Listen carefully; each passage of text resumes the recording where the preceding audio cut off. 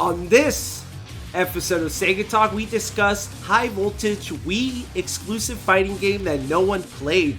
We look at the game's development, we waggle our nunchucks and pick our way through the game's playable gods. All this and more on this holy blessed episode of Sega Talk.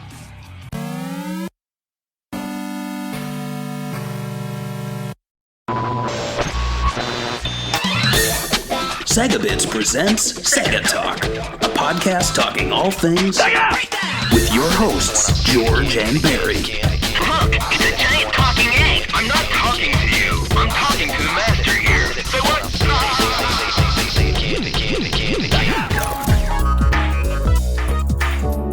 Hello and welcome to a brand new, sort of brand new episode of Sega Talk Podcast. I'm your host, George, and with me, like always, is Barry. Hello. So, let's just say it out loud in the beginning. I screwed up the last episode of the podcast last week, so we're actually doing this one again, and I hate doing episodes again. Hate it, because it's like part of the experience is showing you the notes for the first time. So now Barry kind of knows some of the notes. Kind of. I know everything. He knows everything. So instead, we're going to talk about Bayonetta. Yes. No. I actually wish we could talk more about Bayonetta. But today we're talking about Tournament of Legends. And if you haven't heard of this game, I don't blame you. We usually don't talk about, at least not so much high voltage software games. And this one is a very obscure game they released with Sega. I think a lot of hardcore Sega fans never even heard of it. But you could tell the people at home why we're covering this game, Barry. So we are covering this game because it was a Patreon pick. So if you support us on Patreon at certain tiers, you get to pick what games we talk about. Sometimes it's not a game. Sometimes it's a console. But this time, it most definitely is a game. And the picker this week is Bobbert. And he had this to say. He said, "Thank you for accepting my odd request.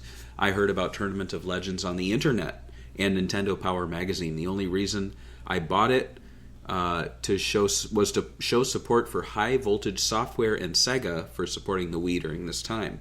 I beat the story mode a few times and liked the game. I appreciated the little things they did to stand out from other fighting games. Like each fighter had their own story, kind of like Twisted Metal, and cheesy one-liners from each fighter. Use of motion controls, they also have standard controller options, and being able to heal and fix your armor after each round. It may not be a great game even for Wii standards, but I can see some people viewing this game as an underrated gem. But the most interesting part about Tournament of Legends is the development history. It used to be known as Gladiator AD, and watching the trailers for it was awesome. I would say more about it, but I'm sure George and Barry would give more information about it. If Gladiator AD released instead, I'm sure it would still have been a financial flop, but more people would remember it along with other M-rated Wii games like No More Heroes and Mad World.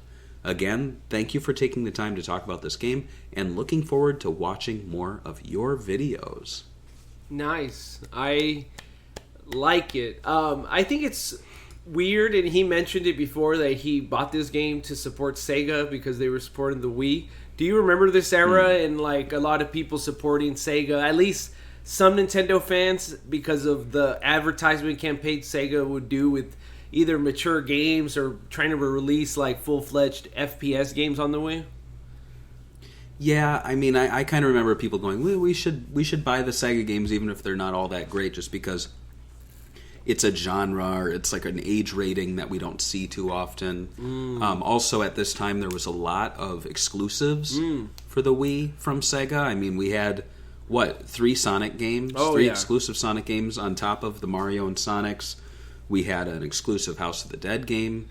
We had... Mad World? Platinum Games stuff. So it's like, they really went all in. They also had light gun compilations. Oh, yes. And they're rare, too, now. And then the Marvel stuff, too. So, it's kind of amazing. Nowadays, you see a new Sega game announced, and you pretty much go, I'll get it on Xbox. Correct. And you don't... But, like, back in the day, like 10 years ago, it was like... you really had a lot of exclusives to pick from. It's kind of crazy. Like nowadays, I buy multiples of a game just because I'm like, well, if I'm at home, I want to play Sonic Frontiers 60 frames per second. But if I'm on the go, I want to play it in the car. Yeah. So while you're driving, maybe, I mean, I'm really interested in seeing Sega's financials. If they were like, hey, people are double dipping, you know? Yeah. I don't know. And yeah, I do remember this era. And I was going to say we got a new Patreon supporter, Grand Tactician. He supported for $10 a month. Thanks for that. We always appreciate new supporters. And you guys can check us out at patreon.com/SegaBits. But let's get into our memories of Tournament of Legends, which are kind of short. Let's start with you. Do you remember this game being marketed or anything? It was during 2010 when it was kind of the start of Sega Bits. So we didn't do a big cover on it, but it was coming out during the time when we were into Sega news, at least. Yeah, I don't recall too much of this one. I wasn't following Wii News so much. And games like this, you see the cover art. I mean, we'll look at it in a bit. Yeah. But you just kind of go, eh. And I mean, the Marvel stuff was a disappointment at that time, and there was a little bit of animosity between Sega fans and like Sega social media team, where they were like, "Hey, look, we are working on our own first party, or not first party, but like we're publishing games in America. Isn't this exciting?" And we're like, "Hey, where are all those cool Japanese games we're seeing videos of? Like, you're not releasing them over here." So. And yeah. I also think that Sega was releasing better games during this time. Like this year, I think they had a Super Monkey Ball game. I mean, it wasn't the greatest Super Monkey Ball game, but it was still Super Monkey Ball. And I think Sonic Colors was coming out. There was also that Sonic and Sega All-Stars Racing, I think, came out during this time.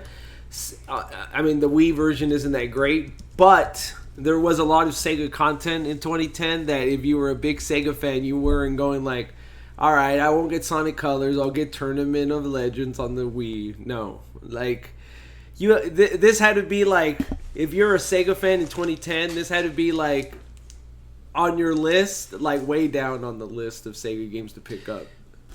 Right, that's a great point because, I mean, you know, financially speaking, like if you're going to get the big Sega Racer and you're going to get the big Sonic game, are you really going to also shell out for this? Like, to be, you know, we'll tear into it a little later, or maybe praise it. But like, if you look at this and you see there's other offerings, you're going to go with the other offerings unless you, like Bobbert was, like, you are supporting the developer or the publisher. And most people don't buy games based on support. They buy games based on if it's good or not. You know what I mean? Like, I commend him for that. And I personally, I have bought every Sega game released on a platform that I own since last 10 years, I guess, except for 2 Point Hospital. I actually didn't buy that yet. Oh, really? It's yeah, actually pretty good. I actually got it for free on Amazon, and I've been playing it, and it's, if you like those type of games, it has a lot of fun, a lot of humor.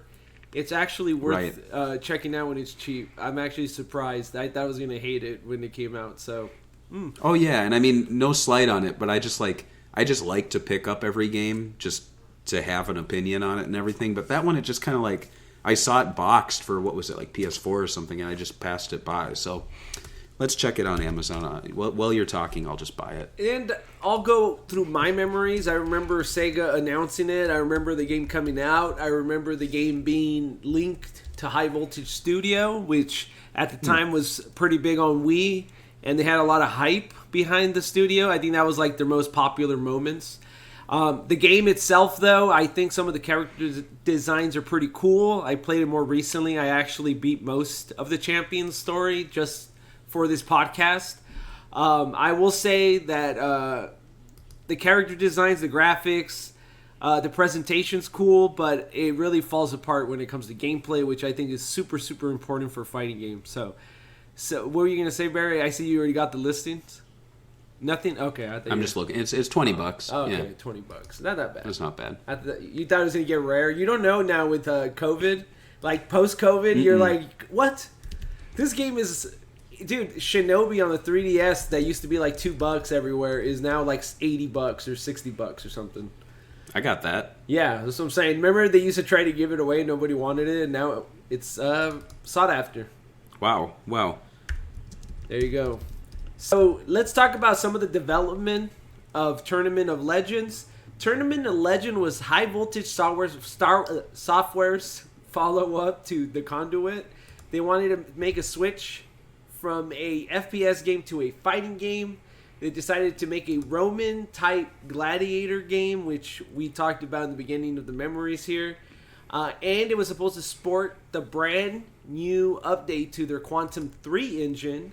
And if you want to hear more about the Quantum 3 engine and High Voltage Studios graphics, check out The Conduit on Sega Talk episode number 91.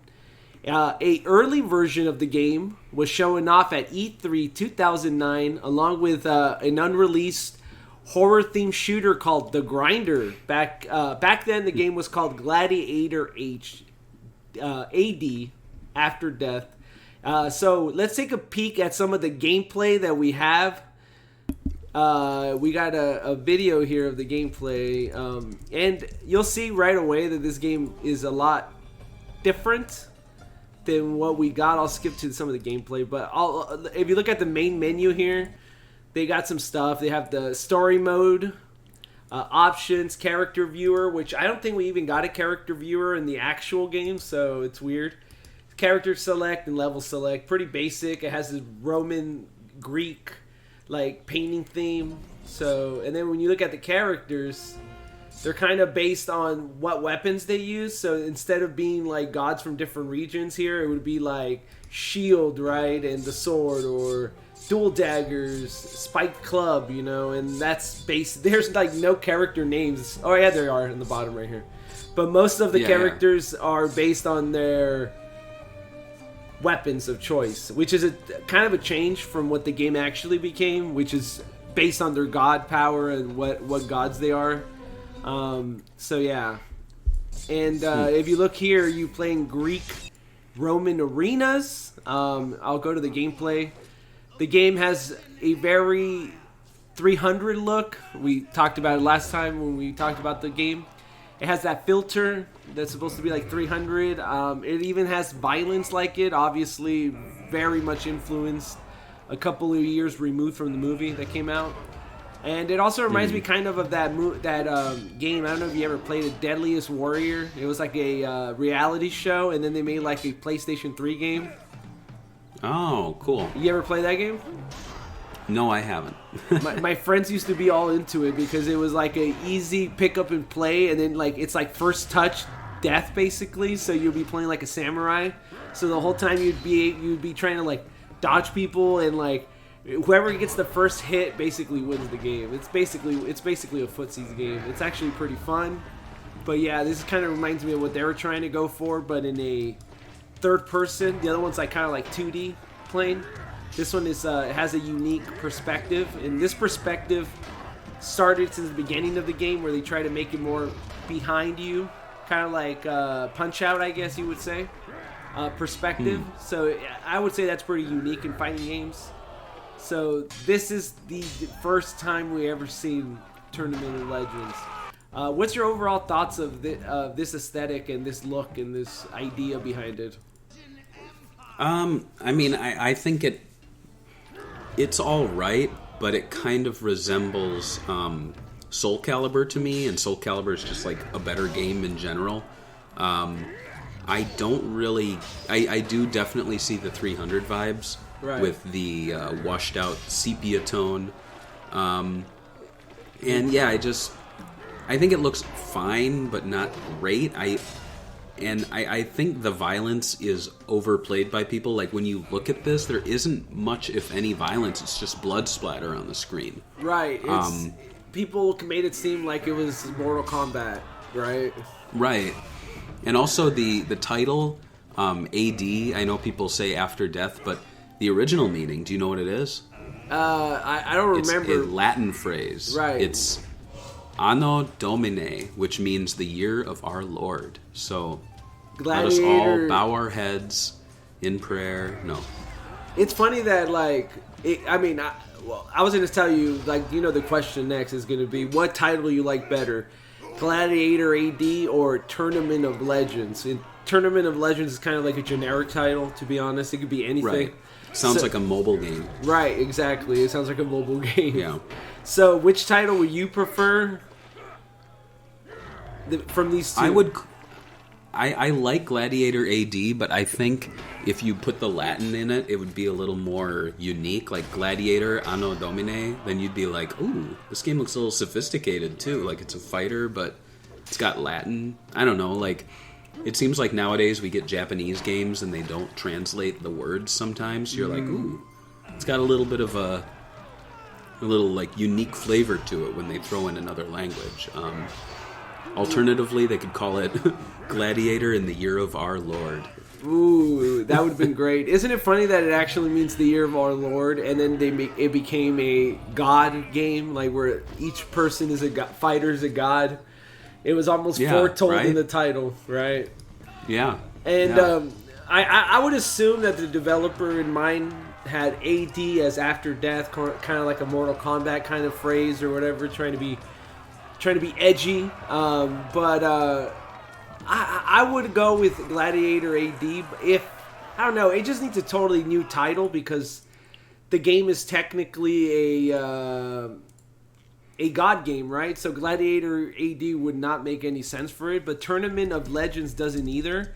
So maybe call it something like, I don't know, Tournament of Gods would have probably made more sense, or Legends. Sounds too much like League of Legends, which is a mobile game, as we just talked about. But yeah. Right. So let's look at the game cover. We have the very super generic Ubisoft strong dude with hot abs or whatever walking on you with a bunch of shadows in the background, which looks exactly like a Ubisoft game, For Honor, which came out later. But let's be honest, every Ubisoft game uses this idea of a cover, right? The whole idea of the guy walking up to you, which I think the first game that started this trend was I want to say Modern Warfare, but it was like walking behind you, and then everyone's like, that game's sold. We all have to have the same cover.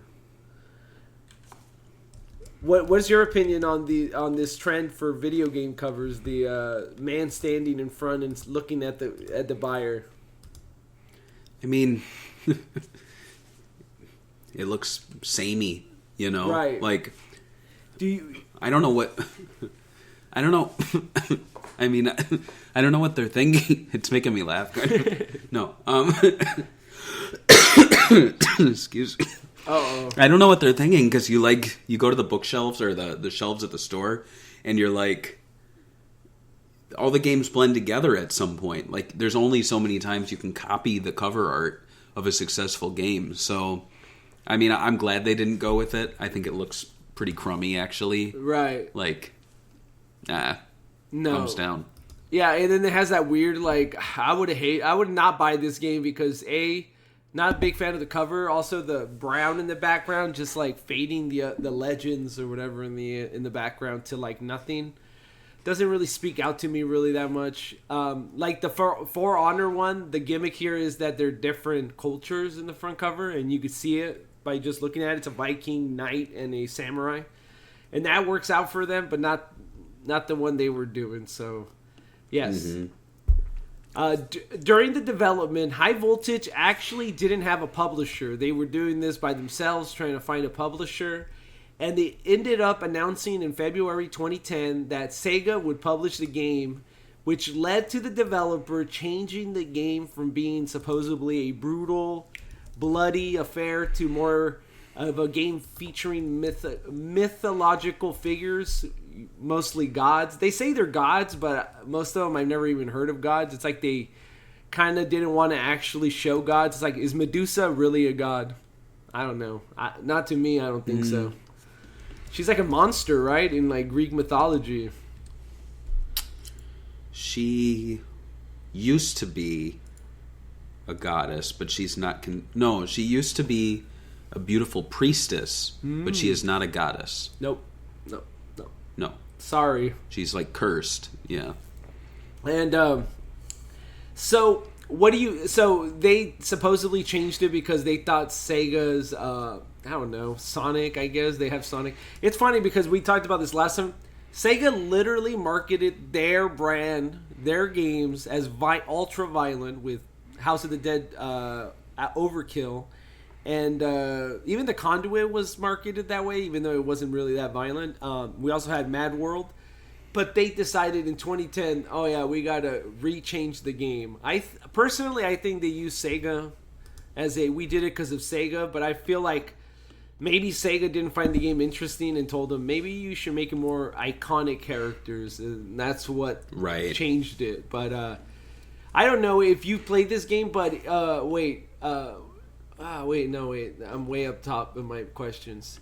So do you think censoring violent 300 type gladiator game was because of Sega, or do you think it was just because they wanted to do it themselves? I think this probably was that High Voltage making changes before pitching the game because they thought Sega had more of an arcadey, family-friendly aesthetic, and they probably didn't think that Sega would want to group them in with like Mad World and House of the Dead Overkill, but I think it was a misstep. Like, even though I don't think the 300 type game would have like sold like hotcakes, I think it would have slotted in very well with like that adult themed sort of games they're doing. Wasn't there like a box set in the UK of all the adult themed games? Remember that they like combined Mad World and what else was it? It was Mad World and I think House of the Dead Overkill was like in a 2-pack, right, or something. And they did a bunch of marketing together with those two games. I remember they did like, I forgot what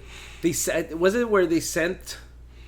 Was it that game or was it Condemned, where they sent like an actual weapon to some reviewers, and then they were like, it got like news articles written about it, and I think they did some other thing where they put hands in public. They did like the public stunts back then. In the 2010s. They did. Yeah, they don't do that much anymore, which is I actually think that's cool marketing gimmick.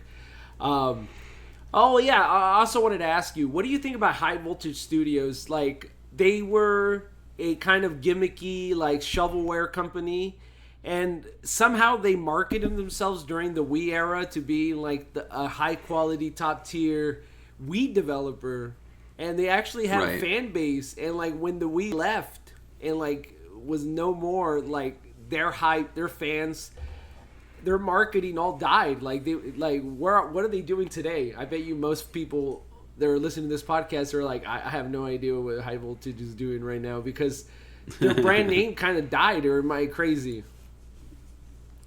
I mean, I thought they've expanded greatly. I was driving the other day and we went by this like place with all these like this wire fencing, and it said High Voltage on a sign. Dad joke. They must. They're everywhere. They must be everywhere now, right? They've maybe franchised. So I'm gonna actually go in there tomorrow. I'm gonna sneak in, see if I can see what games they're making inside that little secret area. There's like these weird like metal things. Maybe I'll touch them. Maybe, I think so. I was looking down here, and they're like making ports for other game studios, like Mutant Year Zero: Road to Eden, which looks like a cool game. They also did Fortnite: Save the World, which I'm assuming is like a season pass for Fortnite. Whoa, Fortnite! Yeah, it's a third-person shooter tower defense survival. We know what Fortnite is. It's a lit game full of gods. Talking about gods, or at least developers, Kerry Ganosky, I don't even know how to say this guy's name, who developed Tournament of Legends. Ganofsky. How do you say it? Ganofsky, maybe? No, that's right. That sounds about right. He said that life started on the project, and I quote, started when we were deciding what our next original project would be after The Conduit. We evaluated the market for potential opportunities and weighted that against our manpower and interests. We found that were very few unique fighting games coming to the Wii, and we've got a wide range of developers with a true passion for the genre in-house. So we decided to create our own. This is actually true. Like, there is not that many fighting games on the Wii. And do you think it has to do with the motion controls? Like, we got Super Smash Bros. Brawl. We got Tatsunoko versus Capcom, and maybe, like, I think we had a Castlevania fighting game that nobody played. So it's like, we're talking about, like, less than 5. Like, I have a feeling that even if we talk to, like, hardcore Wii fans and we're like, name 5 good fighting games on the Wii, they wouldn't be able to name them. But if I asked you, name 5 good fighting games on the Dreamcast, would you be able to do that? Yes, Power Stone 2, Capcom versus SNK. I'll count both of those. We've got Rival Schools. I mean, that's 5 right there. But then we have Virtua Fighter 3TB, Dead or Alive 2. Soul like Calibur? I could keep going. So Soul Calibur, Ready to Rumble Boxing 2. Come on, man. Ready to Rumble. Both of those are really good. It's insane how many there are. Right, and the Wii. Do you think it has to do with its like motion gimmick, and that most people were like?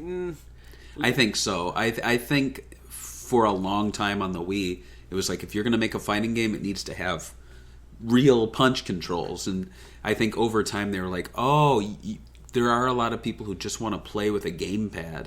And that's actually around this time, because I remember when Sonic Colors was coming out, people were like fully expecting it to be traditional controller, and it really was. Right. Which is kind of shocking, because Sonic Colors could have gone in a very different direction. But I think after the storybook games, I think Sega realized that people just kind of want a controller in their hands, And that was interesting, right? That Sega actually made a Wii exclusive Sonic game that could have been played in any platform, technically. Like, you don't really need... Technically, yeah. Yeah, and they made it exclusive. That was weird. Yeah, and I think I noted, too, on Twitter how crazy that was. That, like, Sonic Frontiers is the first mainline Sonic game to be... on Xbox and PlayStation consoles as well, since I think Sonic Heroes, right? Right. Sonic Heroes was the last game, because after that it was either downgraded ports like Unleashed, or it was exclusives like Lost World or Colors. So yeah, and I think it has to do with gimmicks. I think the Wii, even the Wii U, and I think finally with the Switch, the only thing really is downgrading the graphics. I mean, what is Frontiers? It's like 30 frames per second. Yeah. Like 720p, which is kind of a shame, but like... I mean, what are you going to do about it? Like, they want to make money. Switch is not having a Switch 2. I wish they would just man up and release another Switch that allowed you to... Like a computer, right? You buy a new computer and you run your old games faster. Right. What's wrong with that? Like... And just continue calling them Switch. There's no reason to call it a Switch 2 or anything. Just, I guess, just for the hardware, but the game should all be the same, I think. Right. Well, technically, this is a Wii U game as well, then, right? Because you can play Tournament of Legends on Wii, on the Wii U. Right. So, right. So, let's say you're a child. You're a child. What, 12 years ago? You're a young adult. Let's say you're a child. Let's just pretend though that you're a child for no reason, and your mom gave you your $50. She's like, go ahead, little Barry. It's 2010. Go buy yourself one game, and then you see this baby on the store shelves. This got this beautiful cover. It has a Skull Dude, Medusa, chick showing off her abs, and then this dude with like really deformed abs that's really angry and cross-eyed. Is this the game you'll spend your $50 on? No. Yeah, that's what's your opinion on this cover art? I think the lead character is really boring and kind of ugly. I think the more interesting characters are in the background. Yep. And I've said before, the title, it reeks of like a mobile game. It just does. Oh, definitely. It reminds me, like you'll see. I like mobile games. I was playing mobile games at this time, but like if I usually would see games like this on my iPhone or my iPod Touch, and they'd be $4.99. Now, so when I see something like this, I'm like, no, I'm good. You know?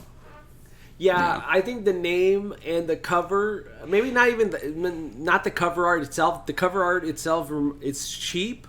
It's not mobile game-like sort, but the name definitely is mobile.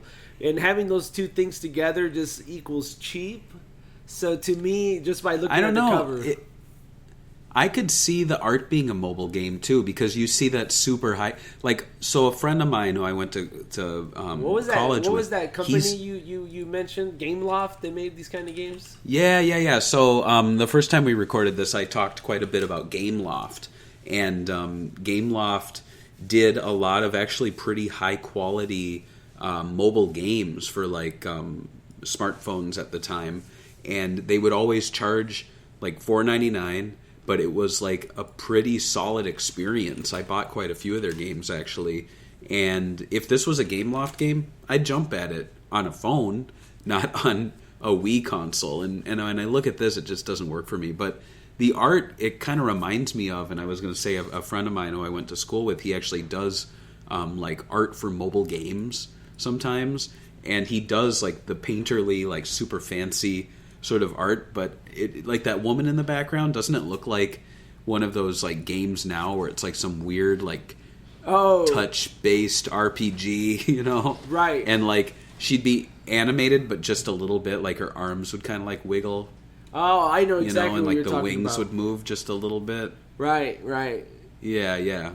So like that well, like Sega Heroes, when Sega Heroes the mobile game was out, they would do that with the animation. The characters would be like 2D, but they'd be like this. Right. They go. I would have loved for that game to have like magic type art, like paintings for every that move, because the art on that one was like vector art, which is fine and it worked. But it didn't work for every character in Sega Heroes. It's funny that we're going to be talking. This is now a Sega Heroes podcast, so let's talk about the first time it came. So yeah, probably would not pick it up based on the cover. I think the game looks a lot better than the cover portrays it to be. So yeah. So I would say one of the positives about this game are the character designs. They're usually pretty interesting, and they have a good premise behind them. There's also a pretty decent story behind most of the characters. It's kind of I wouldn't say it's as steep as Mortal Kombat, but I would say it reminds me of kind of like a Tales from the Crypt kind of thing. So let's talk about. So we got Akai and Joro. So this demon thing in the back, right, that is on top of him, right, kills him, Aki, every time he loses a battle, and I guess he has like this immense power within him, and the demon wants him to give him the power. I don't know. And then he does in the end, but then he finds out that he's the one with the power, so he overthrows him. I think that's what the story was. I don't really remember this guy's story, but good. It's something like that. But Bass, I have no idea. I didn't play as her. She's a Egyptian sun goddess. She's kind of like the furry character. That's about the only thing I gather from her. What's your opinion on her design? It's kind of weird, but it works for me, I guess. You I don't know. wear crop tops like this and denim skirts. That's pretty godly, right? I guess. Good for her. Brave Hoof, a minotaur. He was a monster made to kill. I actually did play this guy's story. He was a monster made to kill. And he came out and he's like, man, these humans, they're making a bunch of settlements and stuff. It's really effing up nature. So you know what I'm going to do? I'm going to beat them all up and take and destroy everything, right? So they could come back to nature. So he kind of forces, by beating death or whatever and beating this tournament, he forces humanity back to nature. But what happens is that humans don't change their ways and decide to literally just basically do the same thing they were doing, building buildings and stuff, but at a rapid pace. So he kind of screwed himself. Jupiter, this stone god. So the stone golem is actually just a statue who thinks he's Jupiter the god, and he thinks that somebody put him here and they erased his memories. So he's trying to get his memories back, and he thinks he has to kill the god of death to get his memories back, because he really thinks he's Jupiter the god, but he's just a statue. Kara, the Valkyrie, her story's pretty generic. She sees all these people fighting. She wants to get in on it. So yeah, she's just a Valkyrie, sexy look, with the boob window that you like, that a lot of superhero girls get. I'm assuming it gives them more like defense or something on it. I don't know why they designed them like that. It's easy to stab there. Well, so you're going to be mesmerized, and then she'll stab you first. I think that's the idea. And you can tell this game is designed by males because no woman goes, "Oh yes, when I put on my bra, I know that I'm going to be fighting out." If I had a fight with my bra on, it would be over, basically. Marcus is actually the lead character, and he's a person that actually comes from Gladiator AD. His story is that he wants to be the best ever to fight. So he's kind of like the Ryu story, only that he's a dirty fighter. He'll do anything it takes to win a fight. He wants to kill death so no one could die, and they'll remember him forever. He would be like a legendary fighter. So he kills death, and he gets all he wants. Everyone remembers who he is, but since there is no death, people just continue growing old and suffering. So they remember Marcus as the guy that cursed them to be living a life of suffering forever and ever. So yes, people remembered him as a bad person. So I thought that was probably the most interesting little Tales from the Crypt twist in the end, was Marcus's story. And as you could tell, they put him number 1 in the character select. He's on the cover. And he's the first probably designed character for the game since he was in Gladiator AD. He's pretty generic looking, though, so just looks like a Roman soldier. That's it. He likes dinner, though. Dinner time. Oh, I love dinner, dude. Oh, my favorite character, dude. Dinner time. Anyway. The Medusa character, she just wants to be hot. That's literally her story. I'm not even lying. And then we agreed last time the Bronze Man is the best character. And his character is kind of a Mega Man story. So a scientist makes him because he's living during the time of magic. So he's like, oh, my inventions are better than magic. So he makes this Bronze Man to fight for him in the tournament. And the guy literally looks like Dr. Wily from Mega Man. So, yeah, and he's in a little wheelchair, kind of like Dr. Finkelstein on Nightmare Before Christmas. Right. So that's this guy's story. Yeah. Then we have 2 secret characters. The Skeleton Man called Valska. He's a cool design. And then we have the Crow Man, who's actually Death, I would assume, or what people here fight as Death. And his name is Thanatos. Out of these characters, and we were just playing just randoms, what character would you be drawn to play as? I would probably play the Skeleton Man.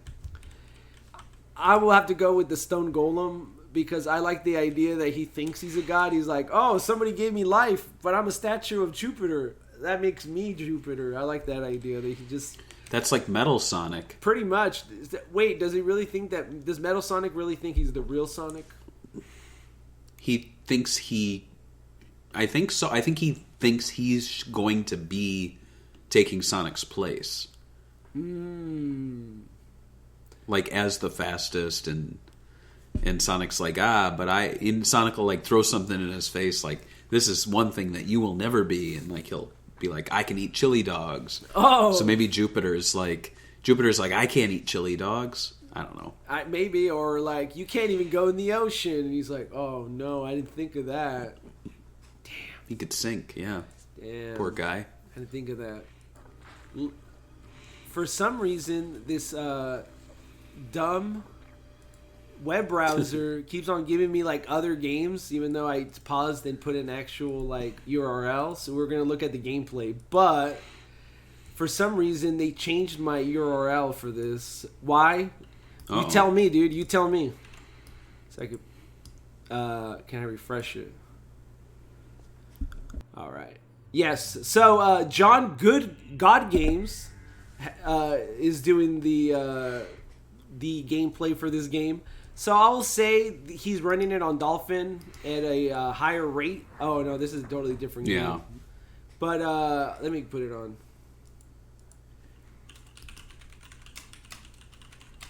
So I will talk a little bit about the gameplay here. The gameplay in this game is not your traditional fighting game, which is usually... What do you usually think of as a fighting game? Like 2D, right? Like Street Fighter is probably it. Yeah, like joystick and 4 to 6 buttons. So this game is more like a third person, I would say, kind of like Zelda, Dark Souls type wannabe perspective. You use the game. Well, I mean, since we're talking about the Wii, right? Let's talk about the motion controls. Even though you could technically play the game without motion controls, the game does revolve using motion controls and nunchucks. A lot of the game's fighting and actual attacks are done horizontal or vertical with the Wiimote or the nunchucks. And there are also some QTEs to stop hazards. But the buttons on the actual control let you dodge, block, charge, and use special attacks. I feel like the developer was trying to change attacks and then putting everything else on buttons to try to make it simplify it for the people at home. Like, if you're a new player, it's kind of easy to grasp.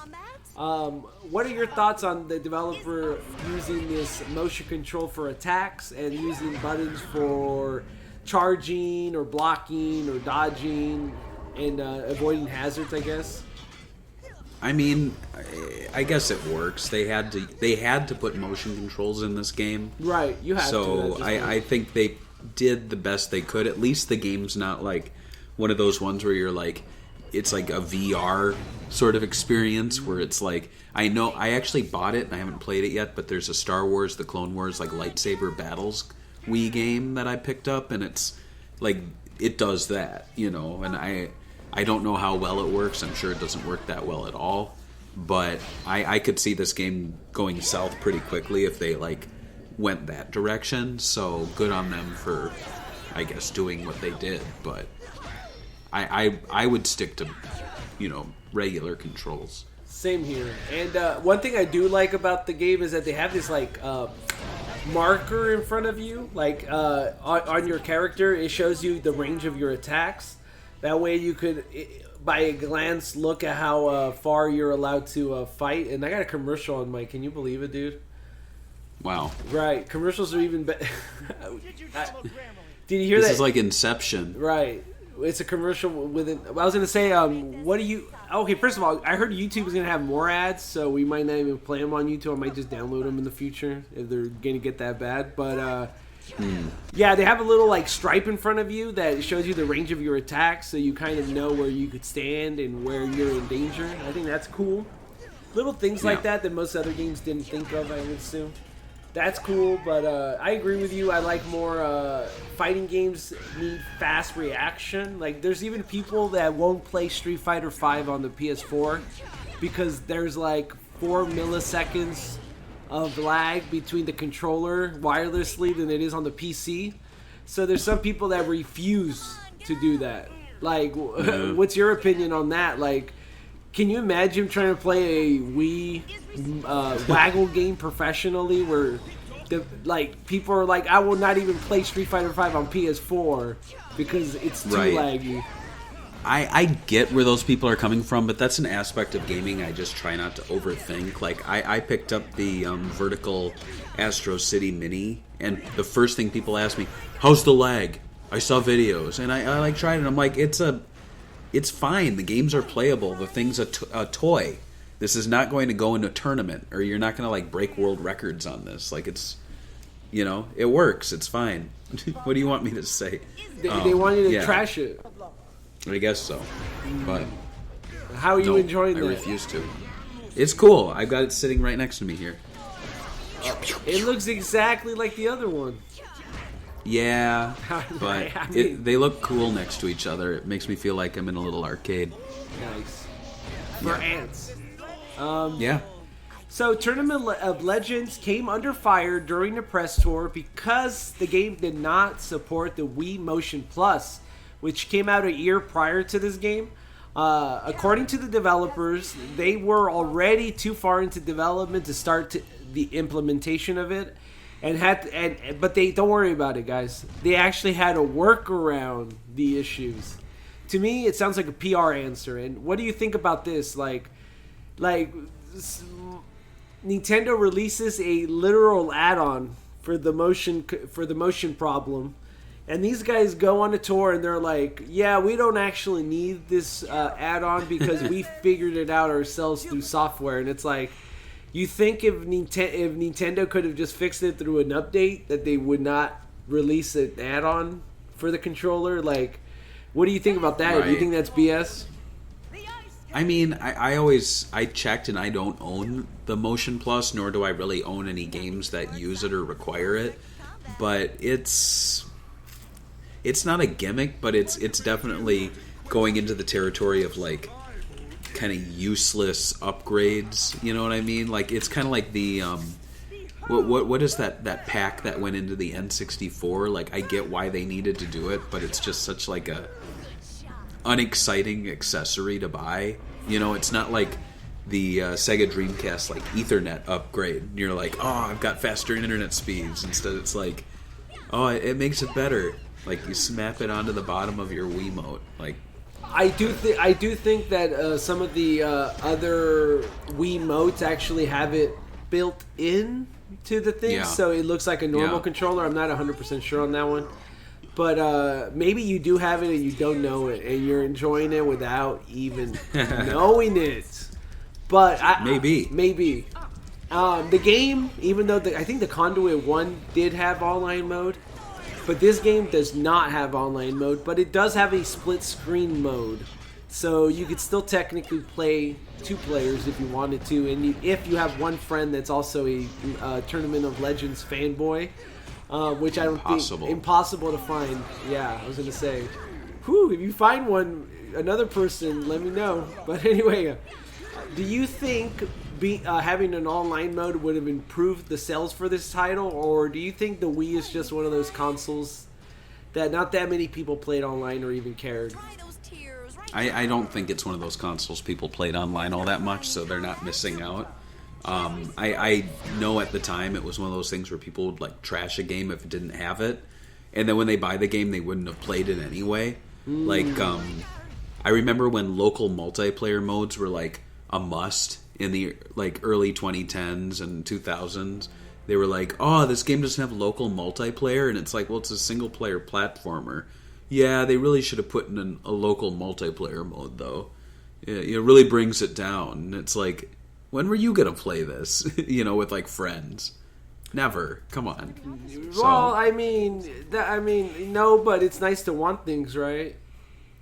It is nice to want things. Right. People love wanting things. That's me. You just mentioned me to a T right there. I want things, but no, I agree. I don't think it would have done it. I don't even remember myself playing any Wii game online. Did you ever get addicted to playing a Wii game online? Never. Like, ever. You ever, like, everybody I've ever always heard, it was like, oh, I love playing, let's say, Wii Sports or whatever, but it was never like I never heard them. I played online. Like, does that game even have online? No. Right? I don't think so, no. So, it was one of those things. So, I don't know. I don't think it would have helped, but yeah. So let's talk about the legacy of this game. Does this game even have a legacy, Barry? It does now. Right. We're going to make a legacy for it, right? Right. So what do you think this game's legacy would have been? Like, if you have to talk about it right now. Not having much? It's a game that existed. Some people liked it. No one really talks about it anymore. And it was just okay. It didn't anger people, but it didn't excite people. And do you think the game got good reviews? I haven't peeked yet. I'm going to say this was a 6 or 7 out of 10 game. You're right. It actually... Yes. No, you were wrong. It actually did pretty bad. And I'm not really that surprised. I think at this point, a lot of people expected a lot from High Voltage Software. And I don't know if they kind of delivered on that. So, according to 1UP, so it got a 45% Metacritic, which I would say is really low. I would say that's even lower than most of the bad Sonic titles. I'm sure if I look up Sonic... Well, that's what Sonic Frontiers is going to be 45%. You think so? Metacritic? No, I'm just kidding. So many people are excited for that. I'm like, oh, please don't screw up. Okay, so... I am. It literally got the same Metacritic percentage as a fabled Sonic 06. Lower. Ooh. Lower. 1 point lower. Ouch. 1 point lower. And but the audience score got a mixed 7.2, which I consider that to be way nicer. Yeah. So it's a divisive game in a way. And 1UP wrote, the strengths of the game's characters doesn't lead to a positive or memorable gaming experience.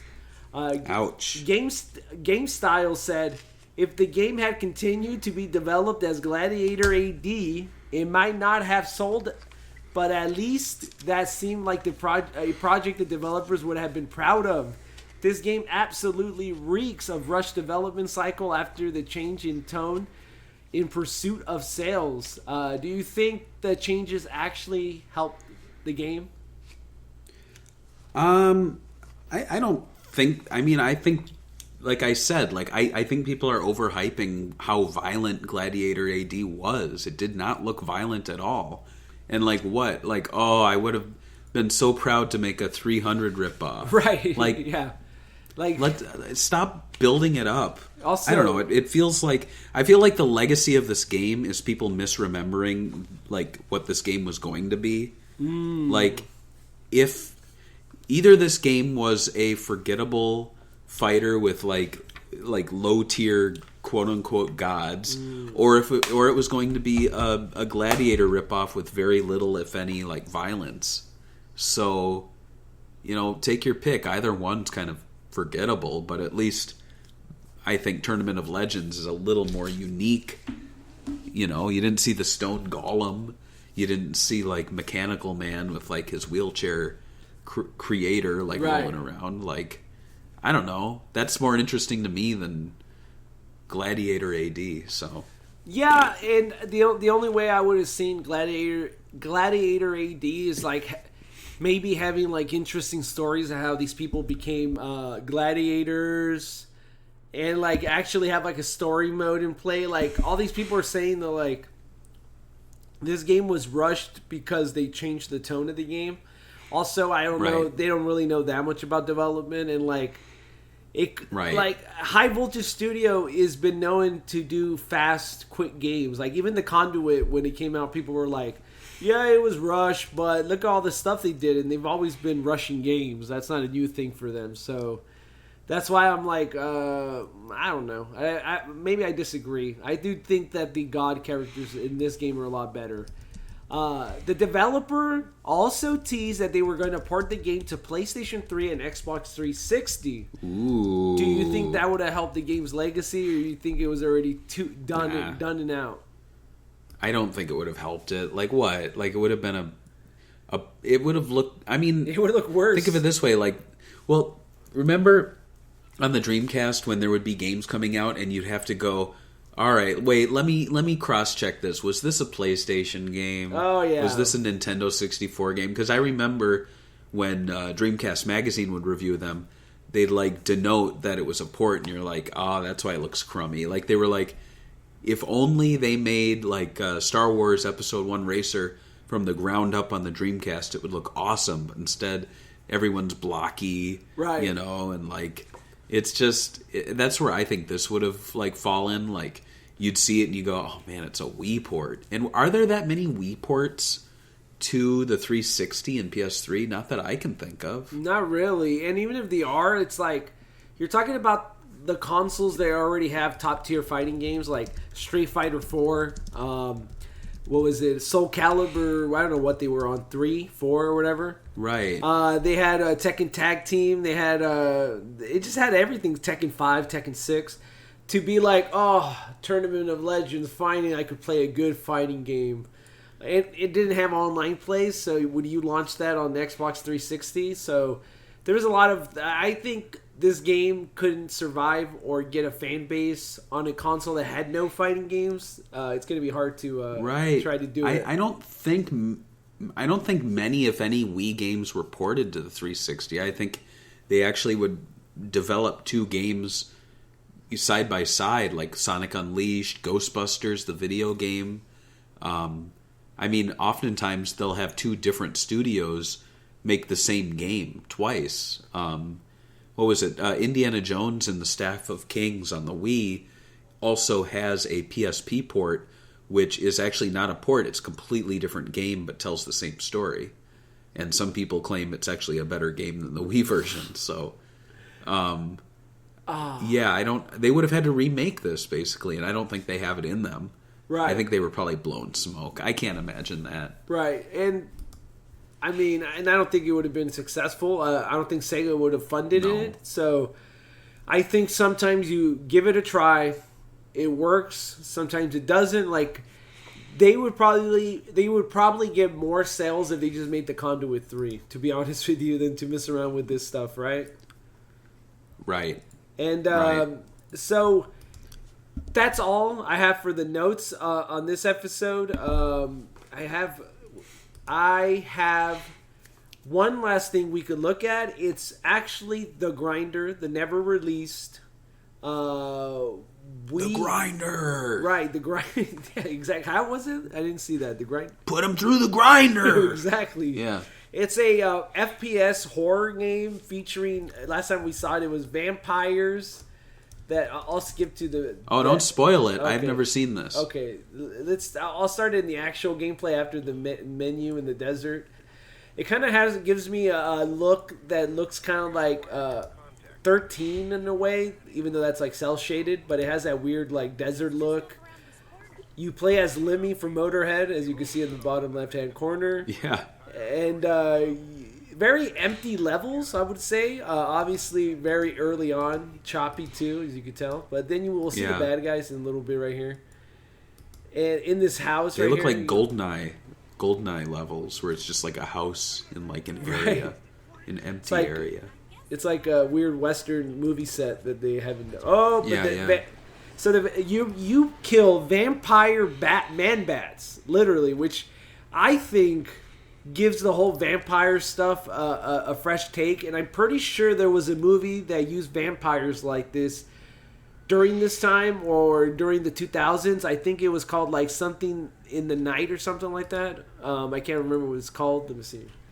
Movies 2000s. I'm pretty sure. Not Twilight. Oh, you're going to get a lot of them. Not Twilight. 30 Days of Night, maybe I'm thinking? No, it's not that one. Yeah, that's what you're thinking. That was a comic book, too. Then I think maybe it is that one. They were influenced a lot by comic books because, I mean, technically 300 is a comic book. Walking Dead. Yeah. I mean, yeah, technically 300 is a comic book by Frank Miller. So, I don't know. What do you think about this game? You think this game could have gotten, I don't know, more popular than Tournament of Legends? Because I feel like it would have marketed it would have just fit right into Sega's marketing with the House of the Dead and Mad World. I think if High Voltage just kept being the FPS like Wii game developer, I think they could have made a really great like third title in their kind of like Conduit 2 and this. But yeah, I think Tournament of Legends was a misstep, and this one has Paul Blart Mall Cop in it too. Oh yeah, which is kind of cool. Cool cameo, very cool cameo. Yeah, we could even had him voice him, and he could be like the guy that talks to you on the comm. We got some problems in the mall here. Some vampire is man that what bats. Paul Blart says? I don't know. Yeah. What would he say? I don't know. I've never seen the movie. I've watched like a couple minutes of it once in a hotel room, but yeah, he's like, I'm Paul Blart. I'm the mall cop. Yeah, I can't like watch that. rated R movies, so I haven't seen that one. It's X-rated. He gets naked. Oh yeah, definitely can't see that. He gets kicked by a horse. That's pretty cool. So it's kind of like an Adam Sandler movie kind of thing, right? Absolutely, 100%. I love that. So that's all the notes I have. Any closing thoughts you want to say for Tournament of Legends, Barry? I like covering weird, forgettable games like this. Like, it's no slam on it, but it's just like some games aren't AAAs and some games aren't like Sonic 06 that we talk about for years to come. Some games just like come and go and we forget about them. So it's fun to talk about stuff that people aren't talking about. That's all I gotta say. And I agree. And for our closing, we are going to read some Patreon memories. Oh, man. Somebody didn't have it open. Uh-oh. So I'll talk more about Tournament of Legends. So they should have added Jesus in this game. I think he would have been, or at least like his cousin. Like, he had to have a cousin, right? I don't know how that works. I'm actually not that person in the biblical sense. All right, I got it. Nicholas Schaefer says, my memories of Tournament of Legends is that Sega Bits announced that they will be doing a Sega Talk on it. I'm looking forward to it. That was it. Was that worth covering for me? It was worth covering for you. Thank you for watching this episode of Sega Talks. Barry will tease the next episode, right? Oh yeah, we got to do another one. Next one's going to be Wacky Races. The Dreamcast cel-shaded racing classic. So I'm looking forward to that. You're talking about the Looney Tunes game? No, that's the other. I know. I wanted to make two. you mad. There's two great cel-shaded racers on the Dreamcast. Look at that. Right. We'll catch you guys next time on Sega Talk. Bye. Bye.